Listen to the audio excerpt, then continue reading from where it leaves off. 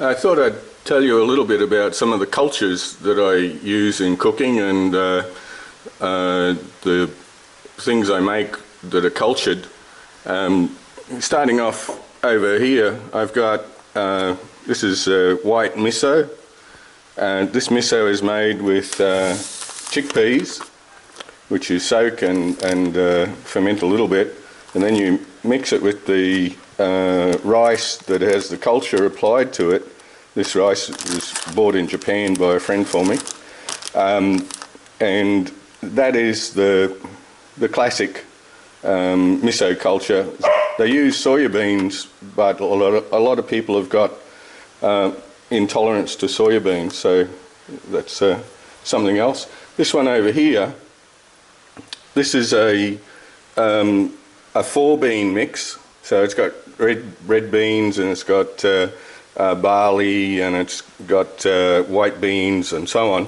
And this is another miso culture, red miso obviously.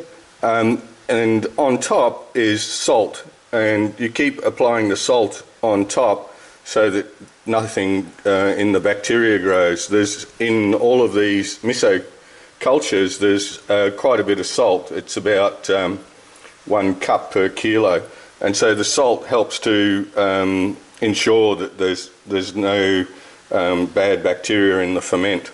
The water that comes off the top of any miso is tamari, or if you're using wheat, is soya sauce.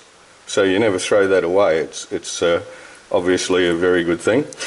Okay, now over here, this is kefir, or kefir, whatever you want to call it. I use the culture from Australia, and they get their culture from Germany. And this one I've made with coconut water and the young coconut. The smell is just absolutely fantastic from it.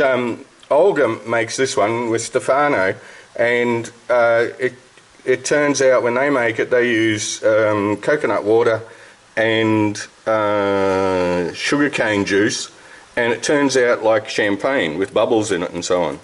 So that's really good to make a sourdough bread. I use this for making bread and adding to yogurts and things like that. All right, over here we have kombucha.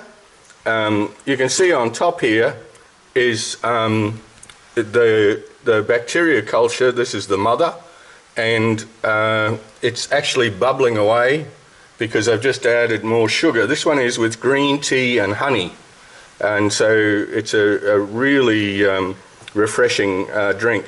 If you leave it too long, it will get acidic and taste acidic, but all of these are probiotics. All of them are extremely healthy. Today I'm starting the process to make cultured butter, and so what I'm going to do is I'm going to use some of my organic yogurt, and I'm going to add this culture to the organic yogurt, and then I'm going to mix it with organic milk and organic cream that I've heated to 70 degrees and then let it cool down. And then after I've let that sit at room temperature for a couple of days, I'm then going to churn it with KitchenAid and extract the whey, the buttermilk, and at the end I'll be making a salted cultured butter, which tastes absolutely incredible. Just one more thing, we cover these to keep the bugs out and try to keep the bacteria away that are not good bacteria. One of the things I found that works very well is coffee filters. So if the jar is small enough for the coffee filter to fit over the top, it allows the fermented gases to come out, but it stops anything getting in. So normally at 21 degrees ambient, you would keep this miso in the jar for a year or 2 years. But here we can make miso in 6 months because of the heat. And so it depends on the temperature that you keep your miso at. and how much of the culture. It's about this much is about 200 grams, and about 500 of chickpeas would be about the right mixture. So, and you can buy this online. There's the culture itself, and then there's the rice that's been infected with the miso culture.